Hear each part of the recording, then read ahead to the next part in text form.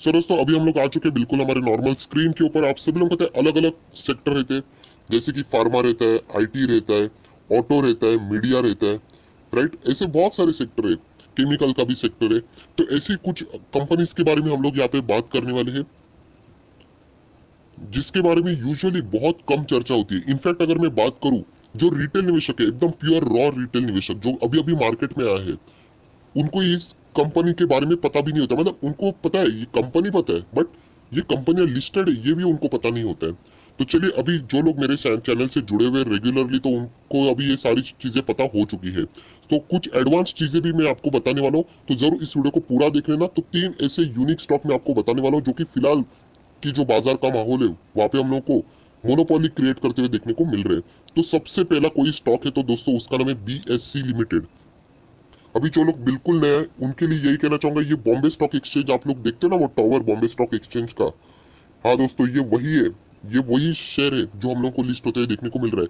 अभी एक extra knowledge आप लोगों को देना चाहूंगा, शायद से आपके लिए ये नया नॉलेज हो सकता है। मैं इसीलिए ये बात कर रहा हूँ क्योंकि इससे पहले भी मैंने ये बात बोल दी थी। याद रखना दोस्तों, बॉम्बे स्टॉक एक्सचेंज का शेयर ये सिर्फ और सिर्फ एक ही प्लेटफॉर्म के ऊपर मिलेगा, एंड वो है नेशनल स्टॉक एक्सचेंज। यस दोस्तों, मतलब आप सभी लोग पता है BSC भी होता है एंड NSE भी होता है। तो एक रूल है, अगर बॉम्बे स्टॉक एक्सचेंज को अगर लिस्ट होना है तो उसको NSE के ऊपर ही सिर्फ अलाउड है, वो खुद के ही प्लेटफॉर्म के ऊपर लिस्ट नहीं हो सकता। वरना एकदम आसान भाषा में बात करूं तो चीटिंग की यहाँ पे चांसेस हो सकते हैं, मतलब मैनिपुलेशन हो सकते हैं। तो इसलिए उनको अलाउड नहीं है। वैसे ही अगर मैं बात करूं नेशनल स्टॉक एक्सचेंज, उसका IPO लाने की कोशिश कर रहे हैं, तो वो IPO आप देख सकते हुए वो NSE के ऊपर लिस्ट नहीं होगा, वो सिर्फ और सिर्फ BSE के ऊपर लिस्ट होगा। सो ये एक रूल है, एंड बिल्कुल कॉमन सेंस वाला रूल है। सो जिन लोगों को ये रूल के बारे में फर्स्ट टाइम पता चला, जरूर मुझे कमेंट सेक्शन में बता देना। जो लोग ऑलरेडी जानते हैं उनके लिए कोई ये नई बात नहीं है। सो दोस्तों अभी हम लोग बात करेंगे इस कंपनी से रिलेटेड। बहुत सारे लोग बोलते हैं, देखिए एक्सचेंज तो बंद हो नहीं सकता, ऐसे बहुत सारे लोग बोलते हैं। तो हम लोग यहाँ पे देख लेते हैं कि ये रिकॉग्नाइज एक्सचेंज है बॉम्बे स्टॉक एक्सचेंज। तो फिलहाल तो 592 पे देखने को मिल रहा है। अगर हम लोग बात करें तो एक कंपनी कब से थी, तो मैक्सिमम चार्ट पैटर्न में ओपन करना चाहूंगा। एंड ये 2017 से ही हम लोगों को फिलहाल मार्केट में आती हुई देखने को मिली थी। 1000 रुपए के आसपास बहुत ही महंगा लेवल देखने को मिल रहा था, एंड उस महंगे लेवल के बाद हम लोगों को ये शेयर उस हाई लेवल से आधा होते हुए देखने को मिला है। सो ये है सबसे पहले एक पैरामीटर। मतलब एक्सचेंज लिस्ट तो यहाँ पे हो रहा था शेयर के माध्यम से, बट यहाँ पे जो प्राइस रखी थी वो बहुत ही हायर लेवल पे रखी थी, जो कि हम लोग को इस मोड से, इस चार्ट पैटर्न से क्लियर कट देखने को मिल रहा है। सो BSC में क्या निवेश करना चाहिए नहीं, इसके रिलेटेड हम लोग बात जरूर करेंगे। सबसे पहले यहाँ पे कुछ इंपॉर्टेंट पैरामीटर्स पे आ जाते हैं। कंपनी का 52 हाई देख लेना, 16 सितंबर 20 को ही कंपनी 608 रुपए तक गई थी। अगर 52 लो की बात कर तो 275 तक मार्च में जब गिरा था, तब तक हम लोग को देखने को मिला था, इतना लोअर लेवल पे। 16 सितंबर की बात करें तो आप लोग देख सकते हैं 22% की डिलीवरीज हम लोग को यहाँ पे उठाते हुए देखने को मिली है। उसी के साथ साथ अगर शेयर होल्डिंग पैटर्न अगर हम लोग यहाँ पे देखने जाए, तो यहाँ पे डिविडेंड सबसे पहले देख लेते हैं कि क्या परफॉर्मेंस रहा है। 2018 में 31 रुपए का डिविडेंड, 2018 में वापस 5 रुपए का डिविडेंड, 19 में 25 रुपए का डिविडेंड, 19 में बायबैक भी आया था, एंड 2020 में 17 रुपए का डिविडेंड। मतलब ये कंपनी डिविडेंड बहुत ही सॉलिड देती है, आप देख सकते हो, बहुत ही शानदार परफॉर्मेंस। बात करें शेयर होल्डिंग पैटर्न की, तो नीचे आते हैं तो आप लोग देख सकते हैं यहाँ पे प्रोमोटर कोई है ही नहीं, क्योंकि एक्सचेंज का थोड़ी ना कोई ऐसा मालक हो सकता है। डेफिनेटली यहाँ पे सभी लोगों के पास हिस्सा ऐसा बटोर चुका है, अलग अलग इन्वेस्टर के पास अलग अलग पैसा यहाँ पे जा चुका है, शेयर्स जा चुके हैं। अभी शेयर ही प्रमोटर के पास नहीं है, तो मतलब गिरवी रखने का कोई संबंध आता ही नहीं है। बैलेंस शीट देख लेते हैं यहाँ पे।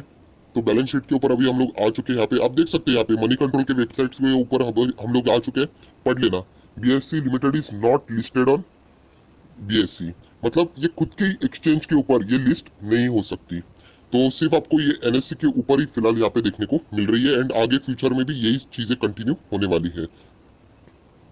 रिजर्व्स की बात कर लेते हैं। फिलहाल 2100 करोड़ के आसपास रिजर्व्स देखने को मिल रहे हैं। कर्जे की बात करें तो यस, कोई भी कर्जा नहीं है। Long term borrowing completely blank है।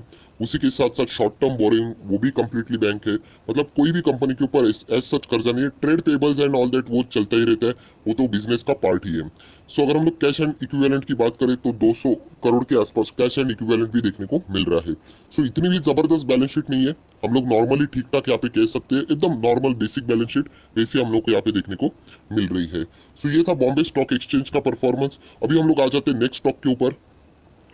और दोस्तों जो सेकंड स्टॉक है वो आपके सामने यहाँ पर ओपन हो चुका है, जिसका नाम है MCX yes, multi commodity exchange of India. Commodity आप लोगों ने देखा होगा ना, बाजार, तो यस उसी का ये स्टॉक आपको लिस्टेड यहाँ पे देखने को मिल रहा है। सो जैसे मैंने आप लोगों को बोला कि एक्सचेंज कितने हैं, बॉम्बे स्टॉक एक्सचेंज भी रिकॉग्नाइज की बात करो, नेशनल स्टॉक एक्सचेंज ये इसके ऊपर लिस्टेड होता है, ये इसके ऊपर लिस्टेड होता है, खुद के ऊपर वो लिस्टेड नहीं हो सकते। अभी एमसीएक्स की बात करें, ये आपको दोनों पे लिस्टेड मिलेगा, बॉम्बे स्टॉक एक्सचेंज भी एंड नेशनल स्टॉक एक्सचेंज भी, क्योंकि इसका खुद का कोई प्लेटफॉर्म एज सच ऐसा देखने को नहीं मिल रहा है।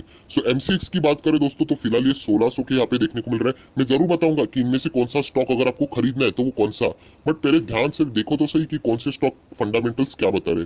थोड़ा नीचे जाते हैं, मैक्सिमम चार्ट के ऊपर यहाँ पे आ जाते हैं, तो देख सकते हैं यहाँ पे 2012 से ये कंपनी शुरुआत हुई थी।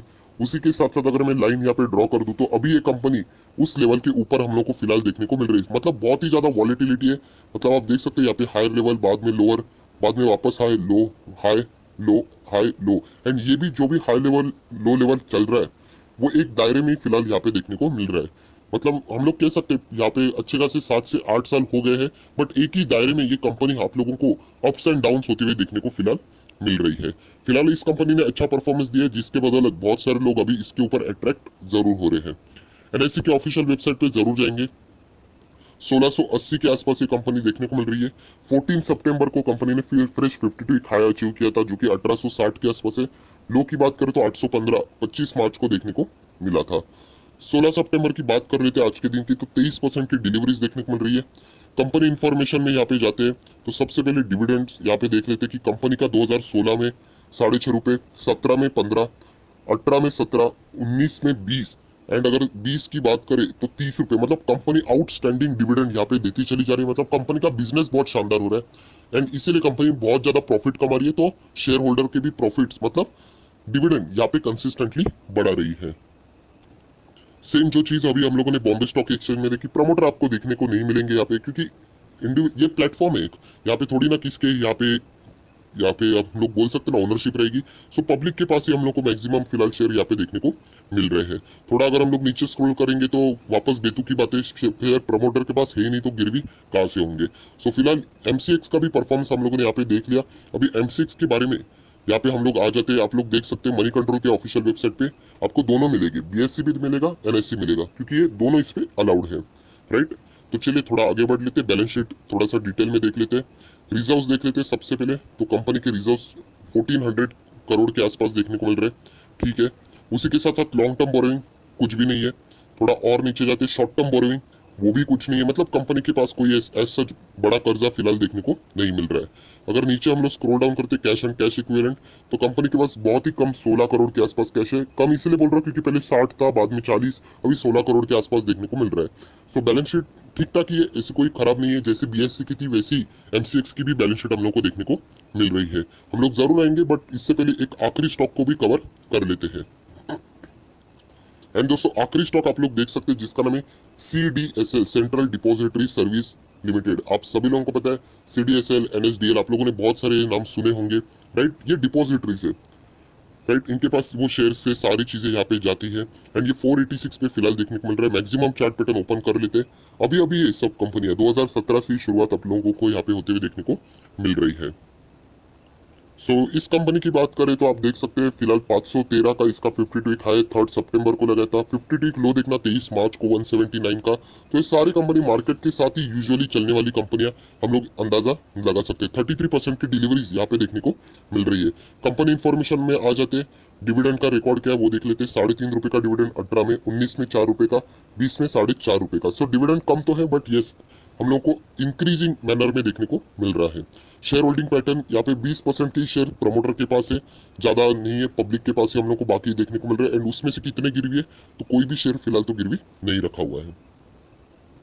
सो दोस्तों बात करें CDSL की भी, तो CDSL भी हम लोगों को सिर्फ और सिर्फ NSE के ऊपर है, BSE के ऊपर हम लोग को वो लिस्ट होते हुए देखने को नहीं मिली है। बैलेंस शीट की बात कर लेते हैं यहाँ पे रिजर्व की। सो 465 करोड़ के रिजर्व देखने को मिल रहे हैं, जंपिंग स्टैंड में है। उसी के साथ साथ यहाँ पे कर्जे की बात करें तो कोई भी कर्जा नहीं है। लॉन्ग टर्म बोरिंग जीरो है। शॉर्ट टर्म बोरिंग भी आप लोग क्लियर कट देख सकते हैं, जीरो है, कोई टेंशन की बात नहीं है। And cash and bank balance की बात करें तो नीचे स्क्रॉल डाउन करके यहाँ पे आ जाते कैश एंड कैश इक्विवेलेंट। सो 23 करोड़ 24 करोड़ के आसपास देखने को मिल रहा है। सो दोस्तों जैसे मैंने आप लोगों को कहा ये तीन कंपनी यूनिक है, जैसे कि बॉम्बे स्टॉक एक्सचेंज का share, MCX commodity exchange and CDSL का शेयर, ये तीनों हम लोग को यूनिक देखने को यहाँ पे मिल रहे हैं। बट अगर हम लोग कंपटीशन की बात करें यहाँ पे, तो लिस्टिंग का कॉम्पिटिटर अभी तक क्रिएट नहीं हुआ है, बट शायद से फ्यूचर में हो सकता है। आप सभी लोगों को पता है BSE का कॉम्पिटिटर NSE मार्केट में आ सकता है एंड IPO की तैयारी कर रहे हैं। CDSL NSDL आप सभी लोगों ने वो भी सुना है। अगर बात किया जाए तो MCX का सच कोई कॉम्पिटिटर यहाँ पे मार्केट में अवेलेबल नहीं है। मतलब कमोडिटी एक्सचेंज करना है तो MCX के थ्रू ही आप लोगों को यहाँ पे करना पड़ेगा। ये एक ही ऑप्शन यहाँ पे अवेलेबल है।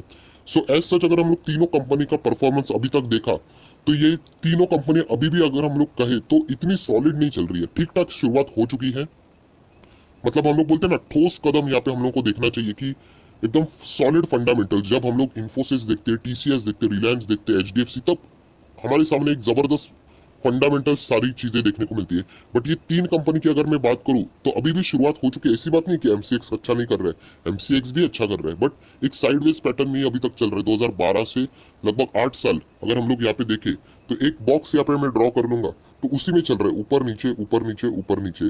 सो अगर इन तीनों शेयर में अगर आपको किसी में इंटरेस्ट है, तो मुझे ऐसा लगता है कि आप लोगों ने एक ही स्टॉक के ऊपर ध्यान रखना चाहिए, एंड वो है MCX।